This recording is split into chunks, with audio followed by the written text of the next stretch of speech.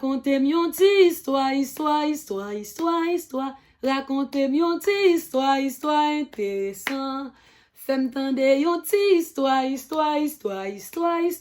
Fais-moi tendre une petite histoire intéressante. Bon Dieu béni nous Timoun, comment nous y est? Comment nous t'es passé semaine là? M'espère nous t'es passé une très bonne semaine avec Jésus. Et bien je dis à nous content de retrouver encore pour nous capables de continuer avec l'histoire que nous t'ai commencé semaine passée. Hein? C'est histoire qui moun. Histoire David, oui, bravo. Je dis à nous continuer avec même histoire ça. Et je dis à nous appeler pour Samuel chapitre 17. Ou paraît? Est-ce qu'on paraît? En nous écouter. 1 Samuel chapitre 17. Goliath mandé yon soldat carré ak li. Moun Filistio semblé tout soldat yo la ville Soko nan pays moun Jida yo pou yal goumen. Yo pran position yon côté yo rele frontière san entre la ville Soko ak la ville Azeka. Saïl vini ensemble ak moun Israël yo pran position nan fond bois de chêne là. Et puis yo range koyo en face moun Filisti yo pou yal goumen ak yo. Moun Filisti yo te sou yon ti mon yon ba, moun pep Israël yo te sou yon lot ti mon en face. Fon te nan mitan de la me yo. Yon bo wam yorele Goliath, moun la vil Gat, sorti nan kan moun Filisti yo, li paret devant soldat pep Israël yo, li mande pou yon la dan yo vin fè face carré ak li. Li te gen 9 pieds wote.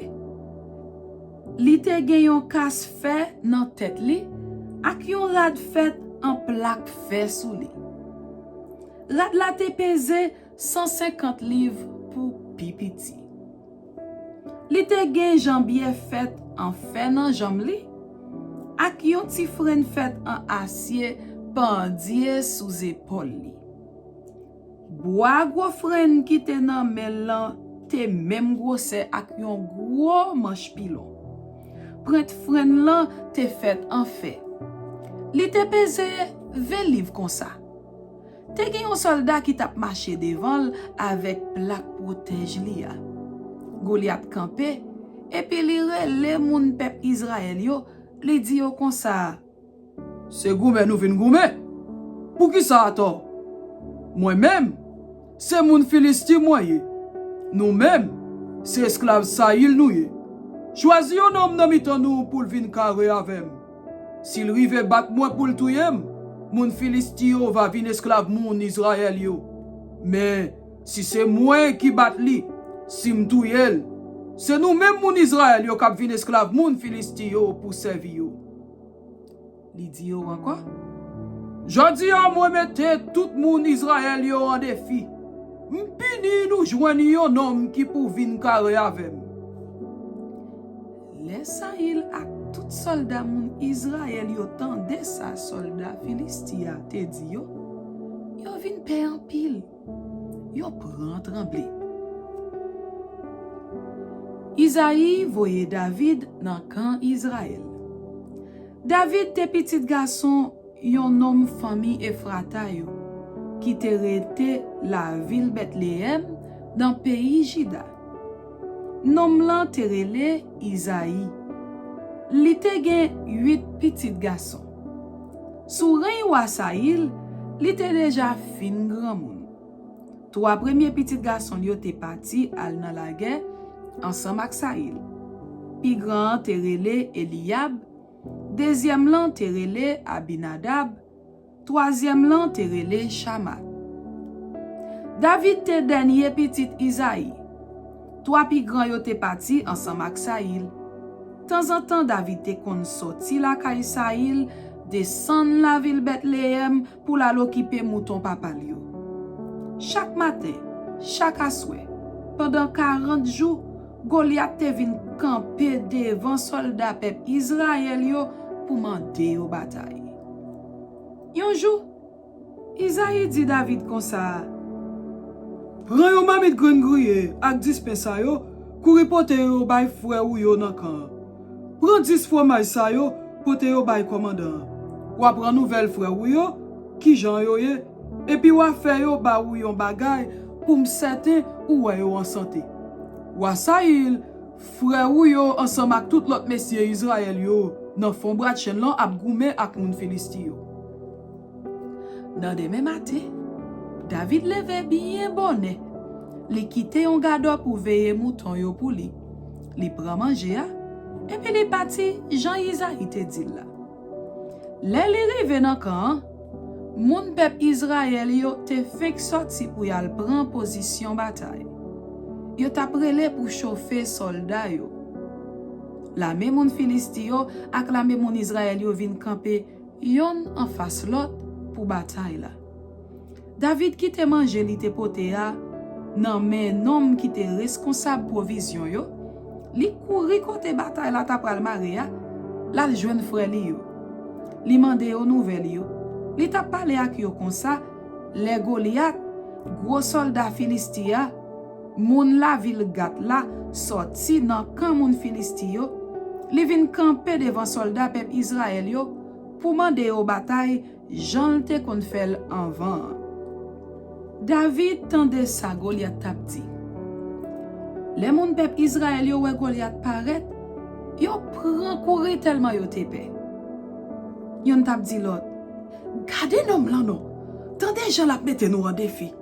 Si yon moun rive bat nom sa, wap fe moun sa riche, lap mariel ak pitit fili.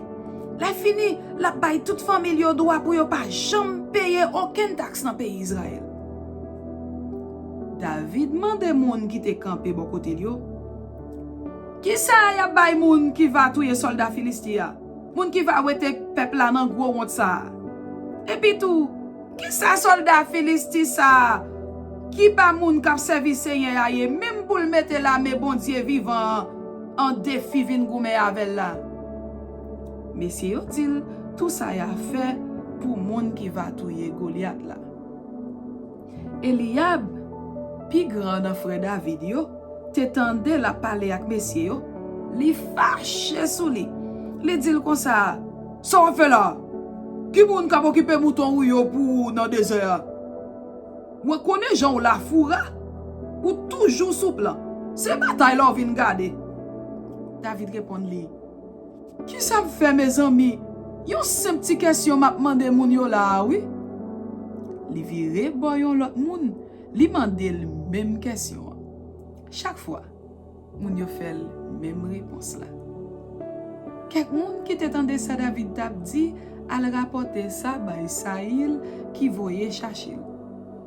David di Saïl, mon wa, personne pa dwe kite soldat Filisti sa ap krapone yo kon sa. Mwen pral goume avel. Saïl di David kon sa. Non, ou pa ka goume ak soldat Filisti sa. Ou tou apiti. Dek sa se yo soldat kap goume depil jen gason. David di Saïl, mon wa, se mwen menm kap okipe mouton papa mi yo. Nepot le yon lion, osino yon lous vin pran yon nan mouton yo. Mwen kouri de el, matakel, mwen wete mouton an ba grif li. Si le sa, lion osino lous la kompren pou l vire sou mwen pran nan gagan, mwen bat li jouk mwen touye. Mem jan mwen touye lion ak lous, se konsa ma touye soldat Filisti sa, ki pa moun kap servise ye ya. Ma touye l paske li mette la me bon Dieu vivant en défi vin goume avel. David di anko, seye a te delivrem an ba pat lion ak pat lous yo. La delivrem tou an ba men soldat Filisti sa. Saïl di kon sa. Bon, ale no, mwen mande seye a pou la vek ou. Saïl pran prop rad la ge pal yo, li mette sou David. Li mette yon kas fe nan tête David ak yon rad fet en plak fe pou proteje koli. David pase nepe Saïl la nan rel, en haut rad la guerre. Mais li fe sa pou l marche, li pat kapab. Parce que li pas kon servi ak tout bagay sa yo. Li di sa il comme ça. Moi pas ka marcher ak tout bagay sa yo sou moi. Moi pas kon servi ak yo. Et puis David wete tout bagay yo sou li. Le fini, li prend bâton nan mel. Li ramasse 5 ti roches ou dans ravine là. Li mette yo nan ral foli servi le la pou kipe mouton yo. Après ça, festival li nan mel, li marche sou Goliath. David touye Goliath. Soldat Filistia pran marche sou David tou. Nom qui tap pote plak protège li ya, tap marche devant li. Li tap proche pi pre David. Le soldat Filistia gade, li wè David pi pre, li tuipe. Et puis li vire tête li sou kote. Parce que li te wè se yon ti moun ak cheve koule kanel, ak yon bel ti figi ki te devan. Soldat Filistia di David kon sa. Gele se yon che moyen, pousse avec yon bâton ap marche sou moi. Et puis li pran non bon dieu yo pour ma di chonne David. Après ça, li di encore. Moi pini ou vance sou moi, pour si moi pas prend corps pour m'bay oiseau dans ciel ak bête nan bo à manger. David ti soldat Filistia comme ça. Ou ap marche sou moi ak nepe, gros frein ak ti frein. Mais moi-même, m'a marche sou nan non seigneur qui gen tout pouvoir. Bon Dieu la me peuple Israël la. C'est lui même ou te mette en défi vin goume avec ou. Jodi a même, Seigneur pral lage ou nan même. M'a vide ou a te, m'a coupe tête tout. Les fini, m'a quitté cadavre ensemble ak cadavre soldat Filistio pour oiseau dans ciel ak bête nan bois manger. Comme ça, tout monde dans pays a va connaît peuple Israël la gen yon bon Dieu. Oui, tout monde qui semble ici là va ouais bon Dieu pas besoin ni d'épée, ni frein pour délivrer peuple li a. Bataille la relè l pal. C'est lui même qui pral lage tout monde Filistio nan men peuple Israël la. Goliath pran marche encore sous David. David même tap kouri al contre ak li devant la meyo. Li foure mel nan ti ral folia, li pran yon roche la dan. Li metel nan festival la. Li vise Goliath. Li frappe soldat Filistia nan mi tan front. Roche la entre nan kalbas tête soldat Filistia. Soldat Filistia tombe face à terre. C'est comme ça David te bat soldat Filistia avec yon festival ak yon roche. Li vide soldat Filistia à terre, li touye li. Li pat gen yon bout nepe nan mel. David kouri al bo kote soldat Filistia, li monte sou li. Li rale nepe soldat Filistia sorti nan jen li, li touye li. Le fini, li coupe tête li. Le moun Filistio wè bo wam yo wa te mouri, yo kouri mede yo. Soldat pep Israël yo ak mesye pays Jida yo leve, yo pousse gwo rel la guerre yo wa. Yo pran kouri de moun Filistio, jouk devant la ville Gat, jouk devant portail Ekron. Te gen kadav moun Filisti sou toute route qui mène la ville Charaim lan, jouk la ville Gat ak Ekron. C'est là ça moun pep Israël yo sispan kouri de moun Filistio, yo kase tête tourne. Yo fè yon gwo biyay nan ka moun Filistio. David prend tête Goliath, li potel la ville Jérusalem. Mais li kembe zam soldat Filistia la kay li.